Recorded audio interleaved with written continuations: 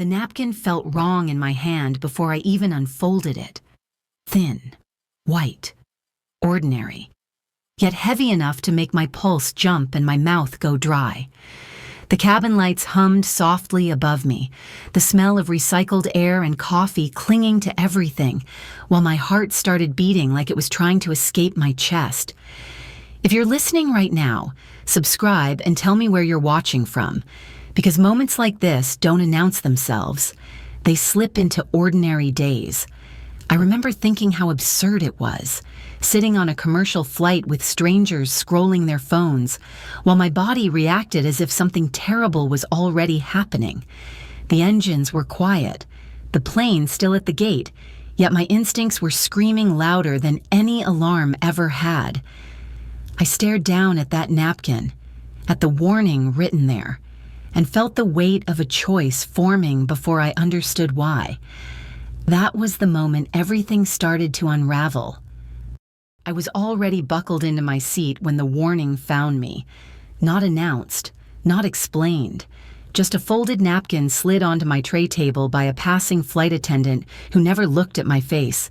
My body reacted before my mind did. My stomach tightened, my palms went damp, and my breathing shifted like I had missed a step on the stairs. When I opened the napkin, the message inside felt heavier than paper.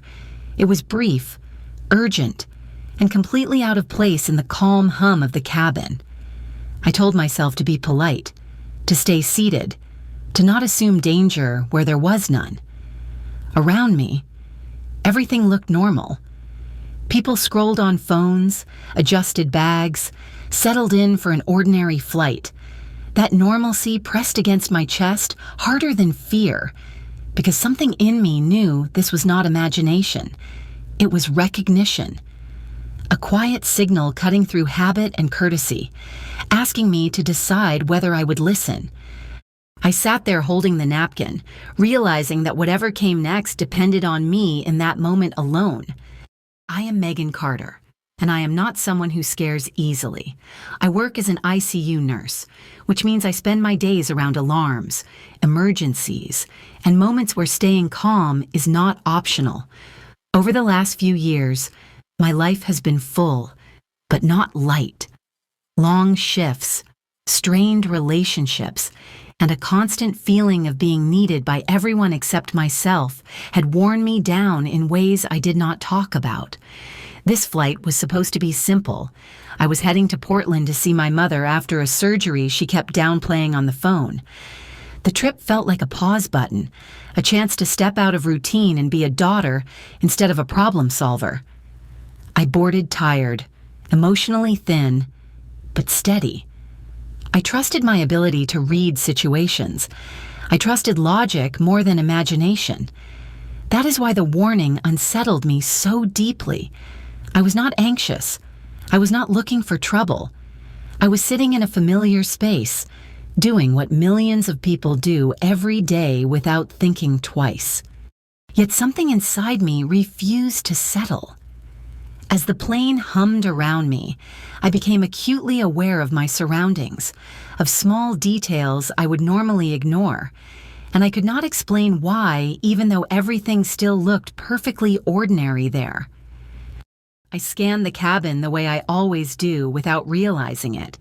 At first, nothing stood out. Seat belts clicked, overhead bins thumped shut, the familiar rhythm of boarding moved along. People looked tired, distracted, normal. I tried to tell myself that was all there was to it. Then small things began to register. A man across the aisle held his phone but never looked at the screen. His eyes kept drifting toward the front, then back again, like he was waiting for a cue. 2 rows ahead, a teenage boy clutched his backpack instead of resting it at his feet, rocking slightly as if counting breaths. A woman near the aisle flipped pages in a paperback without turning a single one, her foot tapping hard enough to shake the row. None of it was alarming on its own. I knew that. I see nervous habits every day at work. Fear shows up quietly before it ever gets loud. I wondered if I was projecting, if exhaustion was filling in gaps that were not really there. I wanted to believe that. But patterns are hard to ignore once they form. The tension felt shared, like an unspoken current running through the cabin. I thought about the napkin again, about how my body had reacted before my mind caught up. That was when I understood the discomfort was shared and moving. I felt it before I saw it. The same flight attendant passed my row again, slower this time, her movements too deliberate to be routine. She pretended to check seatbelts, but her eyes never left the aisle. When she paused beside me, I noticed her hands trembling as she adjusted the overhead latch above my head. That was the moment doubt collapsed. This was not coincidence. Fear has a texture, and I recognized it instantly. It lives in the body before it reaches the face. Her shoulders were tight, her breath shallow, every muscle braced as if she were holding something back. She did not speak, but the tension between us felt louder than words. I told myself to stay calm, to stay seated, to trust procedure.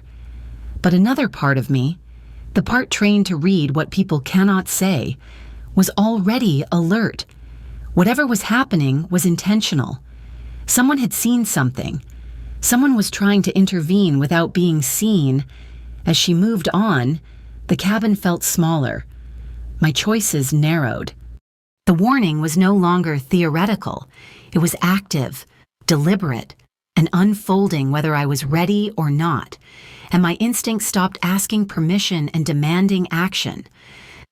My seat number had never mattered to me before. It was just a detail printed on a boarding pass, something I glanced at and forgot. But as I sat there, I became painfully aware of it. I had switched flights that morning after a delay, chosen the earlier option without thinking twice. That small convenience now felt enormous. The flight attendant passed again, slower, closer. She did not explain anything outright, but her glance dropped to the row, then to the number above my head. I followed her eyes, and the realization hit hard. The danger was not about who I was, it was about where I was sitting. That understanding rearranged everything. This was not bad luck or vague anxiety. It was design. Someone had planned for a person to be in this seat, and that person was supposed to be someone else. I was only here because of a last-minute change I barely remembered making. The randomness I had been clinging to disappeared. In its place was a cold clarity. I was occupying a space meant for a target, and time was moving forward whether I did anything or not. Staying put suddenly felt like the most dangerous choice I could make in that exact moment of truth. The engines began to hum a little louder, that low vibration you feel through the seat before you consciously register it. That sound tightened everything inside me. Time stopped feeling open. It felt measured. I was running out of it. Every rule I had lived by told me to stay still. Do not make a scene. Do not overreact. Trust the process. I had spent my life smoothing situations, keeping calm, staying invisible when things got uncomfortable. On a plane, especially. You sit, you wait, you comply. But my body was already rebelling. My heart was racing, my mouth dry, my hands cold against the armrests. This was not panic. I knew the difference. Panic is loud and scattered. This was sharp and focused. The same sensation I feel in the ICU right before a patient crashes, when the numbers still look fine but something is about to go very wrong. I thought about what staying seated meant. I thought about how little control I would have once we left the gate. I thought about how many times I had ignored that quiet internal alarm in the past, and how often I had regretted it later. Fear kept telling me to disappear. Instinct told me to move. As the plane prepared to push back, everything became simple, not easy. Simple.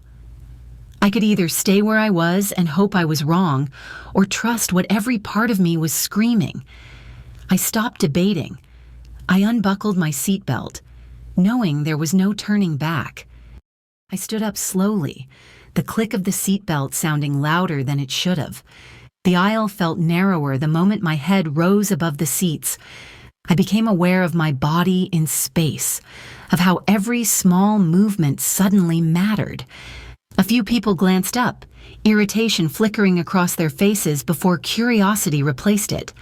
I felt exposed. Heat crept up my neck. My heart hammered, not from doubt, but from being seen. The man across the aisle straightened. The woman with the book stopped tapping her foot. The teenager's grip tightened around his bag. No one said anything, but the air shifted, tight and alert. Before I could second-guess myself, the flight attendant was beside me. Her hand touched my arm, steady and purposeful, guiding me forward as if this had always been the plan. To anyone watching, it probably looked routine. To me, it felt like stepping onto a fault line. As we moved toward the front, I understood something important. Standing up had done more than draw attention. It had broken timing, disrupted expectation, forced people who were waiting to react. Whatever was supposed to happen next was no longer unfolding cleanly. I did not know how it would end, that nothing changed. I felt the plane hesitate before I felt it turn. The steady forward pull softened, replaced by a slow, unmistakable shift beneath my feet. The engines changed pitch, and my stomach followed. We were not continuing. We were going back. Murmurs rippled through the cabin. Confusion surfaced first, then irritation. People craned their necks, checked watches, sighed into phones that suddenly had signal again. A baby cried somewhere behind me. To most passengers, this was an inconvenience. To me, it was confirmation. As we slowed, reactions sharpened. The man across the aisle sat straighter, his attention fixed on the front. The woman with the book reached into her purse, hands unsteady as she searched for something. The teenager let out a sound that felt half relief, half fear. Everyone was responding differently, but no one was calm. I realized then that whatever had been set in motion was no longer contained. My decision had forced a change, but it had also accelerated something else. The atmosphere thickened, charged with anticipation and unease. We were no longer waiting for takeoff. We were waiting for something to break. As the plane rolled back toward the terminal, I understood that the danger had not disappeared. It had simply been interrupted, and interruptions make desperate people move. Every breath felt measured, and every second stretched thinner as control slipped further away from me entirely. I barely had time to process the turn before everything fractured at once. A teenager near the window suddenly stood, voice cracking, desperation spilling into the aisle. Almost simultaneously, a man several rows back shifted with purpose, his hand sliding toward a bag that had not moved all flight. The air snapped tight. Two men rose from first class in the same instant. They moved without urgency, which was worse, controlled, certain. The cabin seemed to sense it before understanding followed. People froze mid-movement. A flight attendant stepped forward, arms out, blocking space instead of explaining it. Then panic arrived. Someone shouted. A phone clattered to the floor.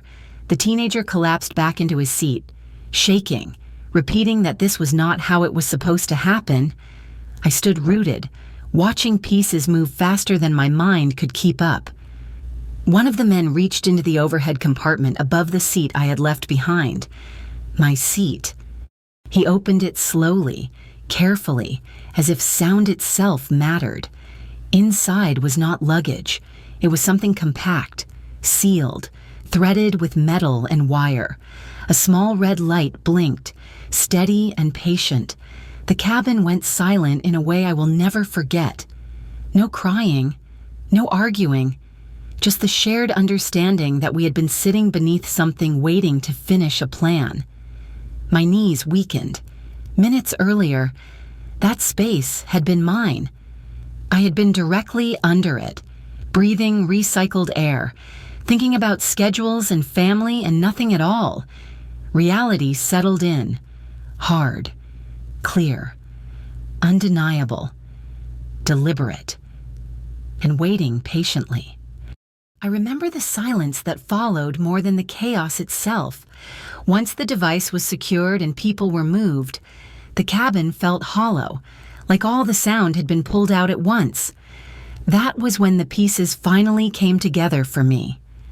What I learned afterward was simple and terrifying. I had never been the target. The seat was... Someone important had been scheduled to sit there. Someone powerful people wanted removed quietly.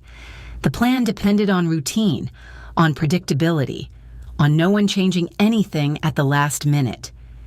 My presence disrupted that. A delayed flight, an earlier option, a different boarding pass. Small choices stacked together and broke a carefully built design. I was not brave or special. I was just in the wrong place at the exact moment someone else was supposed to be there. That realization brought relief and something heavier. I kept replaying how close it had been, how thin the margin was between ordinary and irreversible.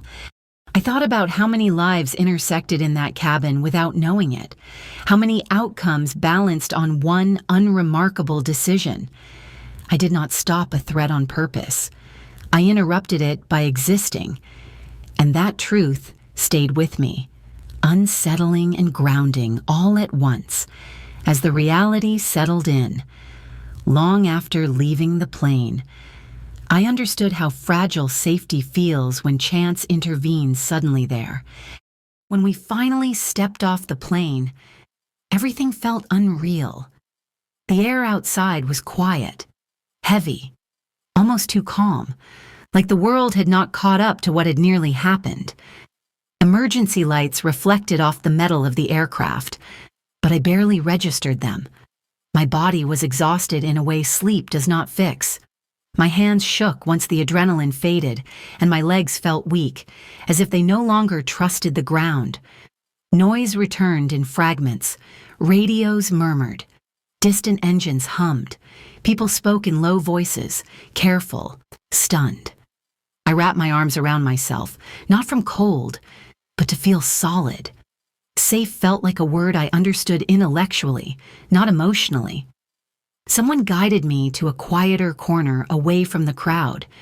When my phone finally connected, I saw missed calls and messages stacking up, ordinary life knocking insistently at the door. I called my mother. Hearing her voice cracked something open in me. I cried softly, the kind of cry that comes from holding yourself together for too long. Later, I sat alone and stared at my hands. Minutes earlier, they could have been gone. So could I. The realization settled slowly, without drama. Survival felt less like triumph and more like humility. I had been carried through something I could not control. In the stillness that followed, I understood I would not leave unchanged. I was safe, but aware of how the line is. It has been months since that flight, but the world does not look the same to me anymore. Nothing dramatic changed on the surface. I still work, still travel, still move through ordinary days. What changed was quieter. I notice rooms now. I notice people.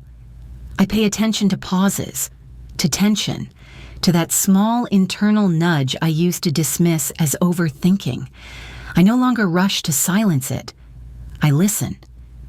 That instinct saved me once, and it taught me that fear is not always an enemy.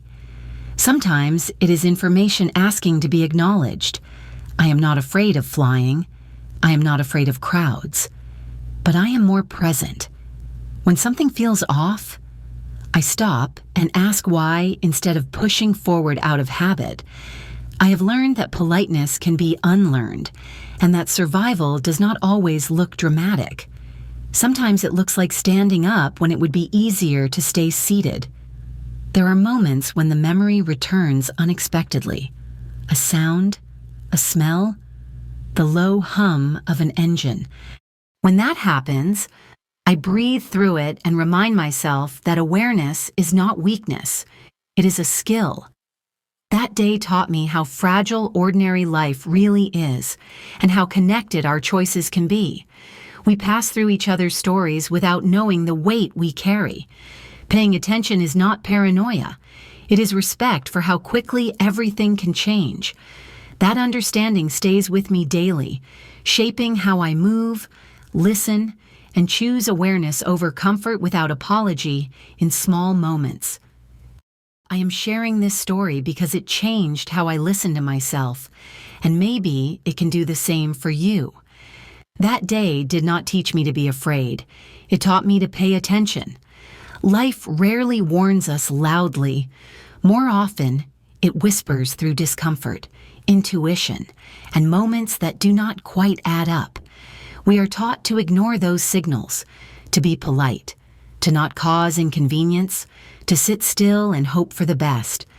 But sometimes the bravest thing we can do is trust the quiet voice that asks us to pause or move before we have proof. That voice is not weakness. It is awareness trying to protect us. What happened to me could have happened to anyone. That is the part that matters most. We share space, timing, and consequence with strangers every day. Our choices ripple outward in ways we may never see, and sometimes simply listening can change an outcome. If you stayed with me through this story, thank you. Your attention matters more than you realize. Stories only have meaning when they are witnessed and carried forward. I would love to hear from you. Have you ever had a moment where your instincts spoke up and you had to decide whether to listen?